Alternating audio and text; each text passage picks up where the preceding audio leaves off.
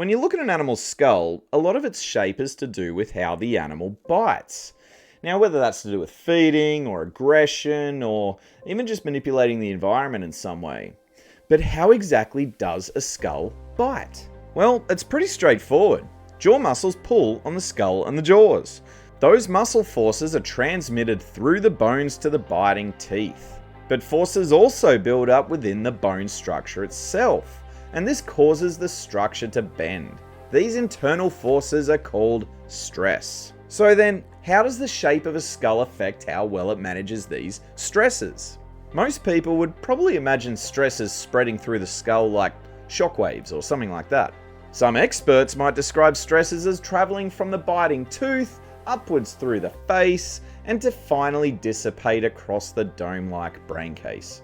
And honestly, if you've ever looked at a cathedral dome, that sounds pretty reasonable. A problem with this is that modern computer-based bite simulations done on a whole range of different animal skulls seem to oftentimes show something that's a little bit different. Instead, what if most skulls handle their hardest bites by using the same principles of structural engineering that humans use when designing bridges and designing archways? Well, this recently published paper, written by this random weirdo, proposes exactly that.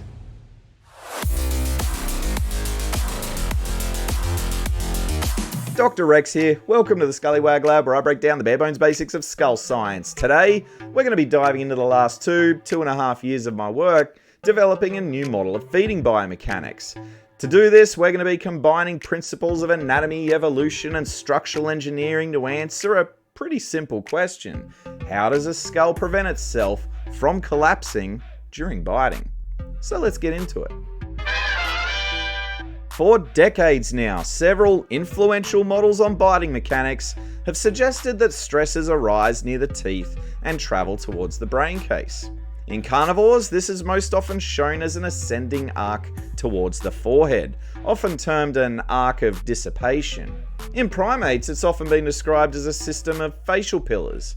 These frameworks have been fantastic and really useful in improving our understanding of how skulls work. They were developed on different animal groups and have different terminologies, but there's still a broadly similar idea there. Stresses move from the biting teeth towards the brain case, where they can then dissipate across that broad dome-shaped area of bone. A problem with this is that modern 3D techniques, like finite element analysis, keep revealing stress patterns that don't quite fit this picture. Again and again, we see stresses continuing beyond the forehead. They oftentimes don't stop or dissipate there, but instead seem to pass right across the skull towards one or both jaw joints. And that makes sense when you think about it, because these earlier frameworks tended to focus more on the biting teeth and the stresses arising from those. But the two jaw joints also experience reaction forces during biting, and a whole bunch of the skull is kind of caught smack bang between all those points during a bite. So rather than thinking of the skull as a dome-like structure for dissipating stresses during biting, instead it might be better to think of it more as a loaded structure, kind of like a truss, which is suspended between those points of contact. And that's where the new model begins.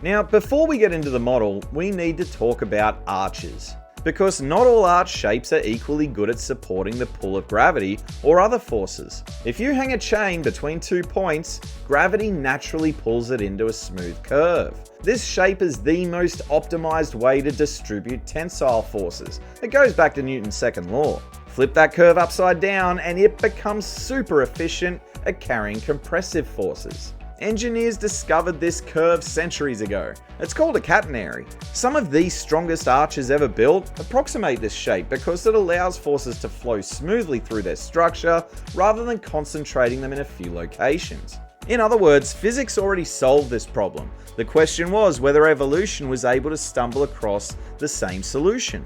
The new model proposes that when a skull bites, compressive stresses don't simply spread out wherever they can. Instead, they organize themselves into curved pathways between the major support points of the system. That's the biting tooth and the jaw joints. These pathways form arcs of compressive stress that rise towards a peak position of the skull, determined by the combined pull of all the jaw muscles. If you've ever seen my video on the constrained lever model, you know that this combined pulling force of all the jaw muscles is called the resultant force vector. In most mammals, the resultant of all the jaw closing muscles passes through the middle of the skull just behind the palate, which means that that area at the top of the skull is exactly where we'd expect these compressive pathways to converge. To demonstrate this as clearly as possible, I created a 3D model in Blender using ridiculously simple geometry. Nothing fancy, just a curved hemi-cylindrical reaction shell. When we restrain it at its super simple, weird, blocky jaw joints and teeth, and then apply a downward force pulling from beneath, something interesting happens. Compressive stress organizes itself into curved pathways between the support points. During a unilateral bite on one side of the skull, we get a strong arc between the biting tooth and the balancing side jaw joint. That's the jaw joint on the other side of the skull, to the side that's biting. During a bilateral bite, we get matching arcs on both sides. And notice something important here. The arcs don't just arise randomly in the structure, they rise towards the region best positioned to resist the applied force. You know, kind of like right where the keystone sits of an archway. So if this model is correct, what we might expect is that species that routinely deal with really high bite forces might have skulls that are shaped to best accommodate these continuous pathways of compressive stress. Let's test this prediction. First, let's look at the skull of a Virginia opossum, a fairly generalized animal without any particularly extreme feeding specialization. When we look at stress maps of bite simulations, we can see hints of these arcs traveling between the biting tooth and the jaw joints. But they're not exactly obvious in some places, especially around the cheek area in front of the eye sockets there. The problem is I was only able to see the surface values of stress intensity in these 3D finite element models. I needed to see inside the structure and see what these peak stresses were doing, these high intensity stresses were doing moving through the architecture of the structure. Here I've isolated the most heavily compressed parts of the model, and suddenly the hidden architecture appears. An almost complete compression arc extends across the skull.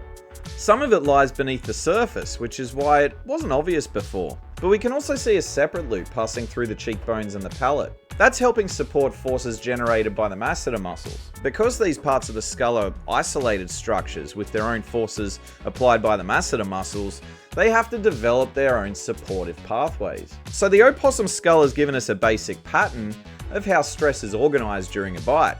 Now let's push things a little bit further. What happens if we look at the skull of a specialized bone crusher? Tasmanian devils routinely chew through carcasses and crush bone. If compression arcs really matter, we should expect them to become even more obvious and continuous in this kind of skull. And that's exactly what happens. The arcs are more clearly seen and more continuous.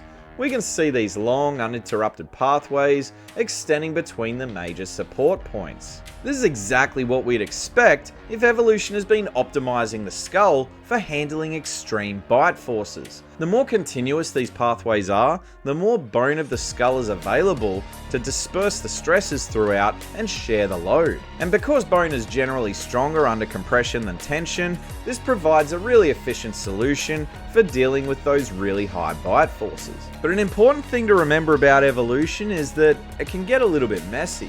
Because skulls aren't just optimized for biting, are they? They also need to house sensory organs, support breathing, improve hearing, accommodate smell. Some animals also need specialized shapes for moving through the water or for better sensing sounds. And in primates, they need room for a large brain. So what happens then? Well, let's take a look at a primate and see, shall we? In this case, an uakari. At first glance, we can see many of the same pathways predicted by the model. A strong compression arc arises from the biting tooth and moves across the face. Another appears near the balancing side jaw joint. But neither pathway fully completes the journey, does it? Instead, stresses also radiate across the side of the brain case and across the forehead region. The arches fade out, they never fully connect. And if you're wondering why this matters, remember, humans are primates as well, and we see similar interruptions to those stress arcs in models of our own skulls. So why exactly is this happening? To answer that, we need to return to those efficient arch shapes. Engineers have a name for forms that naturally allow forces to flow along smooth compression pathways. They call them funicular forms. One famous example of funicular forms in practice comes from Antoni Gaudi. To design parts of the Sagrada Familia in Barcelona, he built hanging chain models and examined them upside down. The hanging chains naturally found the most efficient shape for carrying loads, and flipping them over, they became arches. Bloody brilliant. Gaudi applied these insights to his designs, and the same principles apply here. When skull shape can converge on the shape of these load-bearing curves, compression can flow smoothly between the support points. But when it doesn't, stresses have to find alternative solutions. That means more of that radial diffusion, more tensile support, and more reinforcement. All these different solutions also work, as you can see from the diversity of animal skulls around us, but ultimately they're less efficient and more costly on resources. Bone isn't cheap to make after all, and that's exactly what we see in the Uakari. This is an evolutionary trade-off. The skull isn't optimized purely for biting, it's balancing multiple demands simultaneously, not just the ability to bite, but also the ability to support and protect an enormous brain. And that brain case interferes with the funicular shapes needed to transmit the compressive forces. Trade-offs like this are one of the major reasons animal skulls are so diverse, because different species are solving different engineering problems. But trade-offs aren't the only constraint on stress distributions. Remember, evolution can only act on inherited skull bow plans. It can't just go creating a new skull from scratch. So ancestry plays a role in how well a skull can be shaped to transmit stresses. Development matters too. Growing skulls contain developing sutures that respond to stress as an important part of their growth. And some of these might not even be fused yet in younger animals, which would definitely impact stress paths. All these factors influence where forces travel to some degree, which leads us to the final piece of the puzzle. Due to all of these reasons, real skulls rarely form perfect arches. So how do they compensate? Well, as I mentioned before, they do it with reinforcement and they do it with tension. Let's take a look at this bridge. A simple semicircular arch isn't exactly shaped like a catenary. Because of this, it wants to push outwards at its ends. One solution for this is to massively reinforce the supports, but another is to connect the ends with a tensile tie. The tension prevents the structure from spreading apart. This is called a tied arch bridge. And you want to see something cool? Turns out skulls do something very similar. Across the underside of the Tasmanian devil's skull, using the same simulation we were looking at earlier, we can see a prominent tensile pathway running directly beneath the compression arc above, just like the tensile support of a tied arch bridge. And there are other tensile ties as well. These include the anterior of the orbit, as we can see in the Tasmanian devil, or across the outside of the orbit, as we can see here in the Uakari. In both species, these tensile ties support the compression arc that resolves the forces from the masseter muscles. And other soft tissues that weren't modelled here, like ligaments and fascia, can also offer tensile support. So it turns out evolution has been making tied arch bridges for a lot longer than humans have. Hence the name of the paper, a new model of feeding biomechanics based on tied arch principles. Awesome. If you enjoyed this video, leave a like and subscribe, and I'll catch you in the next one.